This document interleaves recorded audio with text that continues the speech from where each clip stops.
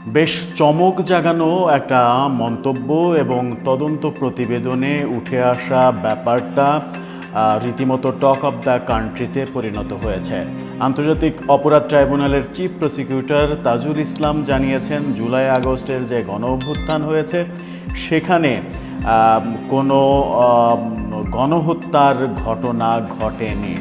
এতদিন যে গণহত্যার কথা বলা হচ্ছিল, শেখ হাসিনার সরকার, আওয়ামী লীগ সরকার গণহত্যার সঙ্গে জড়িত, গণহত্যা করেছে। এবার আন্তর্জাতিক অপরাধ ট্রাইব্যুনালের চিফ প্রসিকিউটর নিজেই বললেন যে সেই আন্দোলনে গণহত্যার কোনো ঘটনা ঘটেনি। হঠাৎ করে চিফ প্রসিকিউটরের ইউ টার্ন কেন? তদন্ত প্রতিবেদনেই বা ইউ টার্ন কেন? আন্তর্জাতিক মানবাধিকার অপরাধের যে আদালত, সেই আদালতে যে বিচার কার্য চলছে শেখ হাসিনার সরকারের বিভিন্ন ব্যক্তির কর্মকাণ্ডের, সেই বিচারে শেখ হাসিনার বিরুদ্ধে তদন্ত প্রতিবেদন জমা দেয়া হয়েছে। সেই তদন্ত প্রতিবেদনের প্রেক্ষাপটে চিফ প্রসিকিউটর তাজুল ইসলাম মন্তব্য করেছেন, যেটা আজকে সব পত্রিকায় হেডিং হয়েছে। সেই মন্তব্যটাকে কেন্দ্র করে তিনি মন্তব্য করেছেন, জুলাই আগস্ট যে অভ্যুত্থান, গণ অভ্যুত্থান, সেই গণ অভ্যুত্থানে গণহত্যার কোনো ঘটনা ঘটেনি। অর্থাৎ শেখ হাসিনা গণহত্যার মতো কোনো অপরাধ করেননি।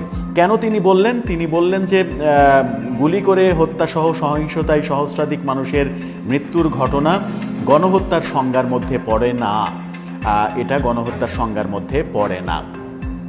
জুলাই আগস্টের আন্দোলনে মানবতাবিরোধী অপরাধের অভিযোগে মামলায় শেখ হাসিনার বিরুদ্ধে 5টি অভিযোগ এনেছে আন্তর্জাতিক অপরাধ ট্রাইব্যুনালের তদন্ত সংস্থা, যার মধ্যে গণহত্যা ব্যাপারটা নেই।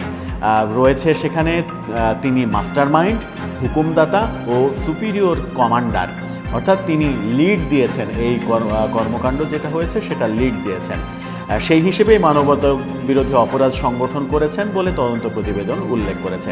তাজুল ইসলাম বলেছেন, তদন্ত প্রতিবেদনে আসা তথ্য অভিযোগ যাচাই বাছাই করে চূড়ান্ত করার পর আনুষ্ঠানিকভাবে দাখিল করা হবে। তবে জুলাই আগস্টে সংগঠিত মানবতা বিরোধী অপরাধের অভিযোগে গণহত্যার কোনো অভিযোগ আনা হয়নি বলে তিনি বলেছেন। সাংবাদিকদের প্রশ্নের উত্তরে তিনি বলেছেন, গণহত্যার কোনো চার্জ বা অভিযোগ নেই, এখানে গণহত্যা ঘটেনি। আন্তর্জাতিকভাবে গণহত্যার যে সংজ্ঞা রয়েছে সেই সংজ্ঞা অনুযায়ী বাংলাদেশে যেসব অপরাধ সেই সময় হয়েছে সেগুলো ক্রাইম এগেনস্ট হিউম্যানিটি বা মানবতা বিরোধী অপরাধ, গণহত্যা নয়। বাংলাদেশে যে ধরনের অপরাধ হয়েছে সেটি মাস কিলিং বা ম্যাসাকার হয়েছে, কিন্তু জেনোসাইড হয়নি। এখানেই মূল আলোচনা, যে গণহত্যা বলা হচ্ছিল এবং ৭১-এ মহান মুক্তিযুদ্ধে পাকিস্তানি বাহিনী যে গণহত্যা চালিয়েছিল সেটার সঙ্গে তুলনাও করা হচ্ছিল। তুলনা করে এক ধরনের ৭১ বিদ্বেষ অনেকের মুখ থেকে আমরা শুনতে পাচ্ছিলাম। তারই ধারাবাহিকতায় আমরা আওয়ামী লীগের নিষিদ্ধের দাবিতে শাহবাগে যে আন্দোলন হলো সেখানে আমরা জাতীয় সঙ্গীতকে অবমাননা করতে দেখলাম। জাতীয় সঙ্গীত গাওয়া অবস্থায় একটা বড় সংখ্যক লেবাসধারী তরুণ তারা জাতীয় সঙ্গীত গাওয়া যাবে না, এটা বন্ধ করতে হবে, এই ফতোয়া দিল। এবং তারপরে আমরা দেখলাম যে ঢাকা বিশ্ববিদ্যালয়ে উত্তাল হলো জাতীয় সঙ্গীতের অবমাননার বিরুদ্ধে, এবং সেখানে রাজাকারদের নাম ধরে স্লোগান দেয়া হলো। সেই স্লোগানে এনসিপি সহ সবাই বিব্রত হলো। এই ঘটনাগুলো এতদিন পর্যন্ত বলা হচ্ছিল যে ৭১-এ যে গণহত্যা হয়েছে তার চাইতেও বড় গণহত্যা চালিয়েছে শেখ হাসিনার সরকার, শেখ হাসিনা। এখন চিফ প্রসিকিউটর বলছেন যে এখানে গণহত্যার কোনো ঘটনা ঘটেনি। আদতে সত্য কোনটা? তিনি দল হিসেবে আওয়ামী লীগের নিষিদ্ধের ব্যাপারে বলেছেন, সবে তো আইন সংশোধন হলো মাত্র গতকালকে, এখনও আমাদের হাতে আসেনি।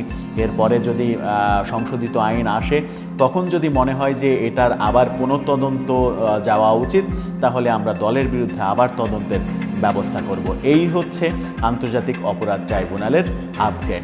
দর্শক, এখন কি হবে? এতদিন যারা গণহত্যার কথা বলছিলেন যে শেখ হাসিনা গণহত্যা করেছে, ৭১-এ পাকিস্তানি বাহিনী যেমন গণহত্যা করেছে, ২৪-এ এসে শেখ হাসিনাও গণহত্যা করেছে, সেই আদালতেরই চিফ প্রসিকিউটর সরাসরি বলে দিলেন এবং তদন্ত প্রতিবেদনে সেটা উঠেও এসেছে যে আন্তর্জাতিক প্রেক্ষাপটে গণহত্যার যে সংজ্ঞা, সেই সংজ্ঞায় এই ঘটনাটা পড়ে না। অর্থাৎ গণহত্যা ঘটেনি, শেখ হাসিনা গণহত্যার কাজ করেননি। কিন্তু মানবতা বিরোধী অপরাধ করেছেন, মানুষের অধিকারের বিরুদ্ধে কাজ করেছেন, হত্যাযজ্ঞে নেতৃত্ব দিয়েছেন, মাস্টার মাইন্ড হিসেবে কাজ করেছেন, এই অভিযোগগুলো তার বিরুদ্ধে। বিচারের গতি প্রকৃতি তাহলে কোন দিকে যাচ্ছে, কি হবে, কি আছে শেখ হাসিনার ভাগ্যে বিচারে? দর্শক, আপনার মতামত জানিয়ে লিখতে পারেন আমাদের কমেন্ট বক্সে।